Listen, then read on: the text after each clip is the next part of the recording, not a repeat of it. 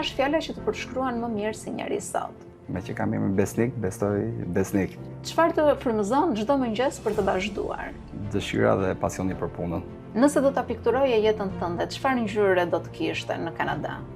Besoj në fillim e zezë, e bardhë, për momentin blu, qetësi dhe mundësi pafund. Cila është shtëpia e ëndrave për ty? Ajo që shet apo ajo që jeton? Ajo që jetoj, sepse aty ka ëndra dhe memories. Kush ka qenë njeriu që të ka dhënë më shumë forcë gjatë gjithë këtij rrugtimi? Familja, veçanërisht vllai.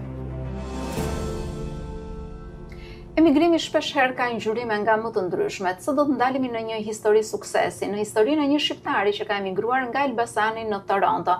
Bëhet fjalë për Besnik Allën. Faleminderit që je në studion e Alp TV Kanada dhe që do të ndash gjithë eksperiencën tënde me ne. Faleminderit për ftesën, mirë se u gjej. Është një kënaqësi. Si e kujtoni momentin kur morët vendimin për të lënë Shqipërinë dhe për të emigruar drejt Kanadas? E kujtoj si një moment përzierje emocionesh, entuziast, por edhe frikë. Isha 20 vjeç, erdha me studime, plot me ëndra dhe dëshira për më tepër. Ikja nuk ishte e lehtë, normal, sepse do leja pas familjen, shokët, edhe do vija në një ambient tjetër ndryshe. Si e kujton përballjen me këtë realitet të ri që gjete në Kanada? Cila ka qenë ajo gjëja që të ka sfiduar shumë, por që ka thënë do t'ja dal? Në fillim ishte e vështirë përballja me realitetin, sepse erdha si student, pastaj më duhej të punoja me orë të zgjatura për të përballuar jetën dhe shpenzimet. Por më bëri mirë sepse më ndërtoi si njeri. Ka një moment në të gjithë këtë rrugtimin tënd në Kanada që e konsideron si pikë kthese në jetën tënde, pra që të ka bërë mirë në aspektin e profesionit, po them, ose të arritjes që ke sot? Po, besoj që ishte momenti kur pajtova me veten dhe duhet të pranoja realitetin që për të ecur përpara duhet të ndërtoja rrugën time që të eci në rrugën time. Nëse do kthehesh pas në kohë, do ta merrje përsëri këtë vendim që të lije familjen në Shqipërinë dhe të emigroje drejt Kanadas? Po, patjetër, besoj që ishte vendimi i duhur. Çdo sakrificë dhe eksperiencë më ka shërbyer për të më ndërtuar si njeri edhe të bëj më të fortë. Si lindi ideja për të marrë me pasuritë e paluajtshme? Ishte rastësi, një mundësi që t'u dha, apo thjesht ishte një ëndër e fshehur edhe këtu gjati dritën e realizimit, po them?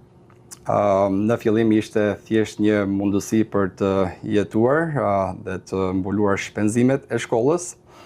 Aty kuptova që kisha një lidhje me ndërtimin, si gjërat, si një vizion kthehet në realitet. Kanadaja në fakt është një treg shumë konkurrues. Çfarë bën të veçantë qasjen tënde në këtë fushë?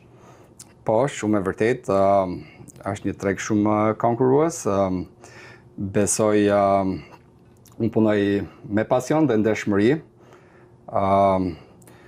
Komunikimi dhe transparenca janë thelbësore në fushën time.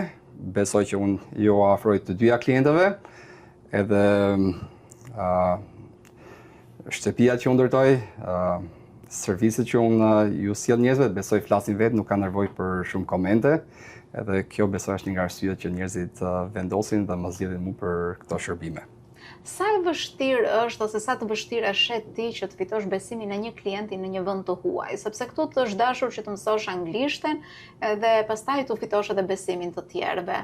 Ndërsa nëse e krahason me Shqipërinë, sa më lehtë do ishte për ty që të fitoje besimin e klientit në Shqipëri në krahasim me klientit në Kanada? Besoj që klima e biznesit dhe sigurisht që kur je në një vend të huaj është më e vështirë.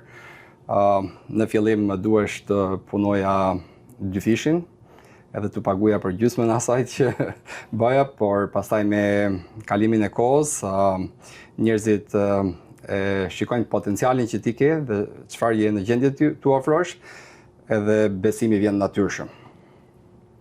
Ka ndonjë histori të ndonjë klienti që të ka mbetur në mendje ose që të ka prekur dhe ke dashur që ta ndihmosh? Po, më kujtohet një familje shqiptare që kishin emigruar në Amerikë në vitin 1997 për arsye emigracioni. Në vitin 2008 u shpërngulën në Toronto. Në vitin 2009, sapo isha licencuar si real estate agent, blen shtëpinë e parë me mua dhe kur ju dorëzova çelësat, filluan të qanin nga gëzimi. Aty kuptova që profesioni im është bën ëndrat e dikujt tjetër një realitet. Në fakt, shqiptarët historikisht e kanë vuajtur patjen e një shtëpie dhe e vlerësojnë jashtëzakonisht shumë këtë. Si ishe sot shqiptarët që janë në Kanada, sa të predispozuar janë ata për të blerë prona? Komuniteti shqiptar besoj që në fillim ishin në fazat e para kur më tepër kërkonin shtëpi për të jetuar, ndërsa sot kanë ndryshuar. Janë të stabilizuar me biznese të mëdha dhe bëjnë investime të mëdha.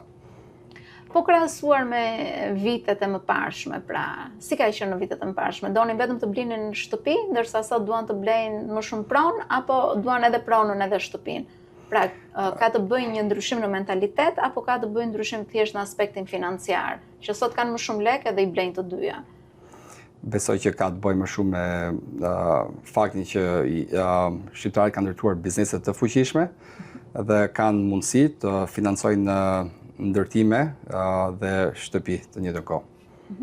Cilat janë zonat më të preferuara, po them, për shqiptarët që duan të investojnë apo të blejnë shtëpi? Pra, nëse mund t'i themi me zona. Unë jam zyrët e mia në Etobicoke, besoj që ka një rritje të komunitetit shqiptar që po blen prona në Etobicoke, Danforth ose ndryshe Greektown, North York, Mississauga, Oakville, Vaughan, po ka disa familje shqiptare që kanë blerë prona.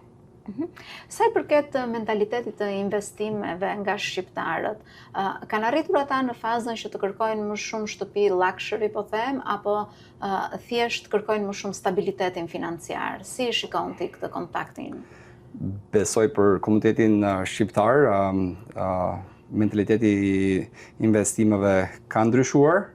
Më herët kërkoshin një shtëpi për të jetuar, ndërsa tani janë më të stabilizuar dhe kërkojnë të jenë më strategjik në investimet e tyre, blejnë prona për dhënien me qira dhe investime të mëdha dhe biznese. A ke ndihmuar ndonjë shqiptar, po them personalisht, për blerjen e një shtëpie? Pra, jo vetëm ta udhëzosh atë që bën çdo agent tjetër imobiliar, por ta ndihmosh, ndoshta më shumë, nuk e di se dikoj që ndjen që I ke dhënë dorën, të thuash në kuptimin e plotë të fjalës se kam ndihmuar. Po, e njoh mirë ndjenjen e fillimit nga zero, sepse kam filluar edhe vetë, kam ndihmuar shumë raste, sigurisht më shumë first time home buyers, duke ndihmuar me depozitën edhe duke përdor resurset e mia që t'ju bëj ëndrrën në realitet. Gjatë gjithë këtij rrugtimi, cila është fjala që dominon më shumë? Është krenaria apo mirënjohje në rrugtimin tënd? Besoj mirënjohja, krenaria ndryshon me kohën, mirënjohje të pakufishme për komunitetin shqiptar që më kanë besuar mua në investimet e tyre, edhe komunitetet e tjera, po ashtu gjej rastin t'i falenderoj pa mas. Kështu që mirënjohja. Gjatë gjithë rrugtimit tënd në Kanada, çfarë të ka mësuar jeta këtu dhe profesioni, diçka që Shqipëria ndoshta nuk do ta mësonte kurrë? Durimin, disiplinën dhe si të bëhem më I fortë dhe mos të dorëzohem. Si e përjeton momentin e suksesit? Të pëlqen që ta ndash me të tjerët, të pëlqen që të izolohesh diku dhe ta shijosh? Thua që prit se kjo s'ishte ëndra ime e fillimit, duhet që të shkoj diku më tutje, pra kërkon akoma më shumë nga vetja, apo kënaqesh kur arrin diçka? Suksesi për mua nuk është vetëm një përfitim financiar. Unë besoj punoj me pasion edhe dëshira ime është krijoj mundësitë për të tjerët të bëj të mundshme realizimin e ëndrave të tyre dhe familjeve të tyre. Dua të ndalim pak edhe në tregun që ofron Kanadaja. Nëse bëjmë një krahasim me vitet e mëparshme, çfarë ofron tregu? Kemi shtëpi me çmime më të larta apo më të ulta sot që flasim? Kohët kanë ndryshuar, besoj që njerëzit janë më strategjik në investimet e tyre. 2 vitet e fundit kemi pasur një arritje të interest rates. Besoj që për momentin njerëzit po kërkojnë më tepër investime afatgjata, por ndërkohë edhe investime për rekonstruksion edhe të shitur ndërtimi dhe të shitur më vonë për një përfitim financiar. A është momenti i duhur për të bler një banesë sot? Po, besoj që tani është momenti i duhur, duke konsideruar që interest rates janë goxha të larta dhe besoj që kemi më shumë mundësi dhe inventori që mund të përfitosh edhe një çmim më të mirë. Nëse mund të referohemi disa zonave që të japim një ndihmë të gjithë teleshikuesve, cilat janë zonat që ta ofrojnë këtë mundësi? Me një fjalë, ne dimë që nuk është e njëjtë si të blesh një banesë në downtown me një banesë në Mississauga për shembull. Po cilat janë disa nga zonat që ndoshta jepen si referencë për çdo që dëshiron të blej për herë të parë një banesë këtu në Kanada? Me që unë jam, baza ime është në Etobicoke dhe e njoh shumë mirë zonën, edhe është në qendër të disa qyteteve lidhëse, besoj, dhe afër aeroportit. Etobicoke besoj që një vend shumë i përshtatshëm, me shkolla të mira edhe komunitete të mira.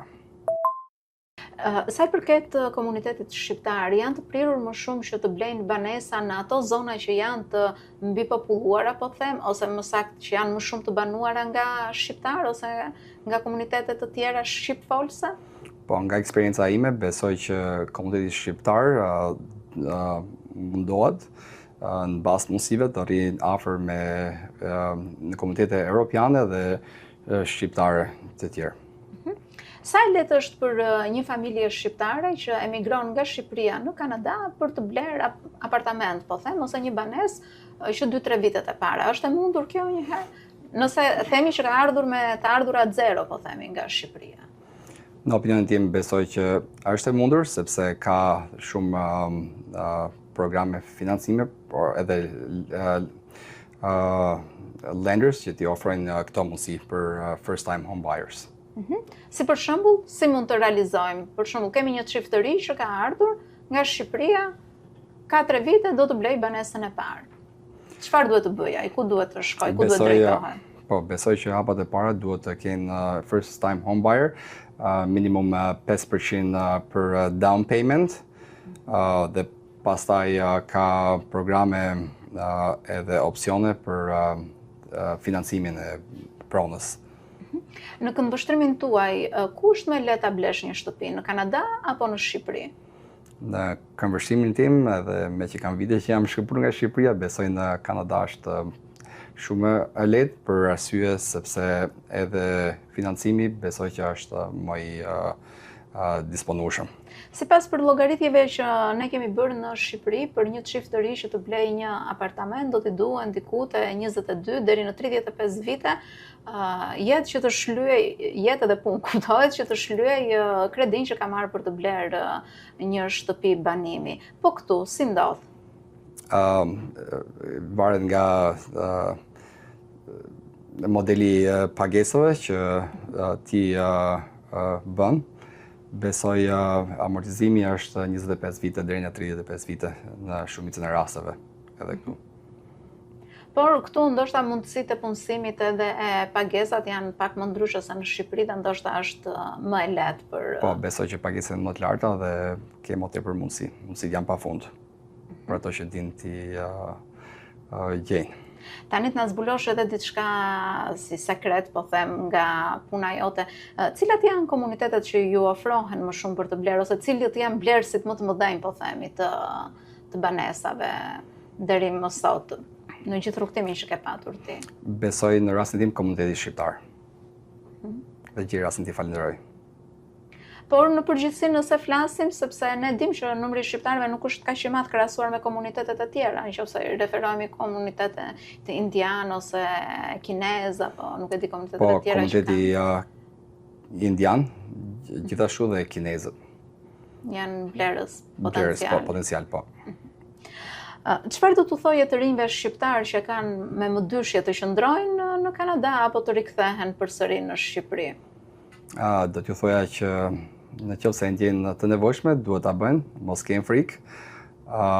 Jeta dhe bota është plot me mundësi.